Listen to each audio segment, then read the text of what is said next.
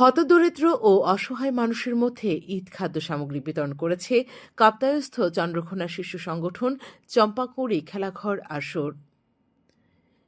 15 March রোববার বিকেলে আসরের কার্যালয়ে 150 জন অসহায় মানুষের মধ্যে এইসব ঈদ সামগ্রী বিতরণ করা হয়।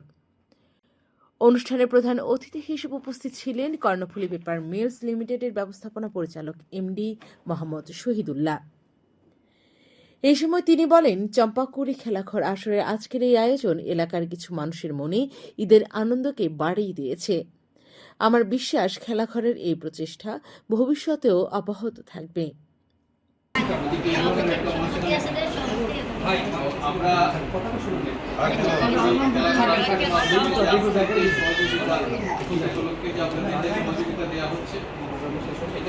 যাতে ভবিষ্যতে আরো উত্তরোত্তর পরিসরটা যাতে বাড়তে পারে, আমরা প্রত্যেকেই সেই দোয়াই করব।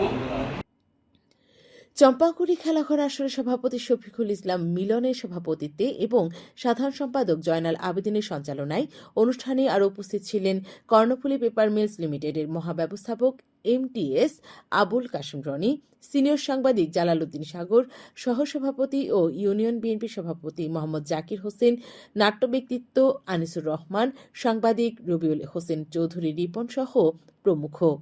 অত্যন্ত কষ্টসাধ্য হয়ে যায়। দেখা যায় যে আমাদের কাছে কোনো মানদণ্ড না যে এই লোকটাই পাওয়া যোগ্য, এই লোকটা অযোগ্য।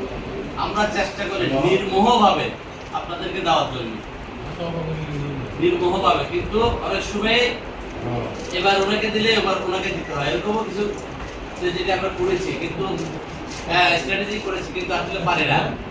চক্ষু লজ্জা হোক, এই হোক, পাই না কেন, আমাকে দেন না কেন, আমরা হয় না কেন। তবে আপনাদের কাছে আমরা একটা বিনীত অনুরোধ করি, আমরা চেষ্টা করি এই খেলাঘর আসরটা জিনিস আসলে আপনাদেরকে সবার ধারে দিয়ে পৌঁছে দেওয়ার চেষ্টা করি। এই ধারাবাহিকতা অব্যাহত থাকবো, আমাদেরকে আপনারা সহযোগিতা করবেন। আর মাননীয় প্রধানমন্ত্রী কর্ণফুলী পেপার মিলসের ব্যবস্থাপনা পরিচালক মহোদয় অত্যন্ত এবং সম্মানিত লোক, ওনাকে আমরা প্রতিবারে নিয়ে আসি আমাদের জন্য অনুষ্ঠান হলে একটু দেখার জন্য যে এলাকা, যেহেতু উনি কর্ণফুলী পেপার মিলের ব্যবস্থাপনা পরিচালক, ওনার আন্ডারে আমরা কিন্তু সবাই এখানে বসবাস করি, দেখার জন্য যে আমাদের এলাকার কি অবস্থা, করুণ অবস্থা, কি অবস্থাতে আমরা অভিনয় করতেছি। আর এটা একটা শিশু সংগঠন, শিশুদের জন্য আমরা কাজ করি, সমাজে বিজ্ঞান ভিত্তিক সমাজ ব্যবস্থা গঠনের জন্য আমরা কাজ করি, খেলাধুলার জন্য কাজ করি, সাংস্কৃতিক চর্চার জন্য বিনোদন মানে আমরা কাজ করি।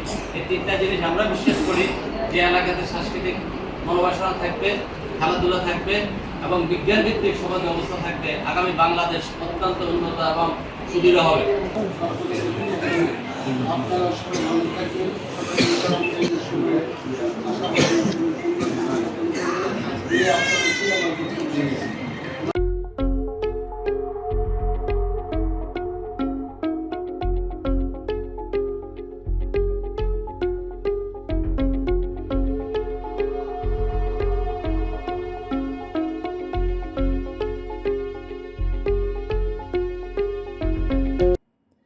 কাপ্তাই প্রতিনিধির তথ্যচিত্রে ক্লিক নিউজ বিডি।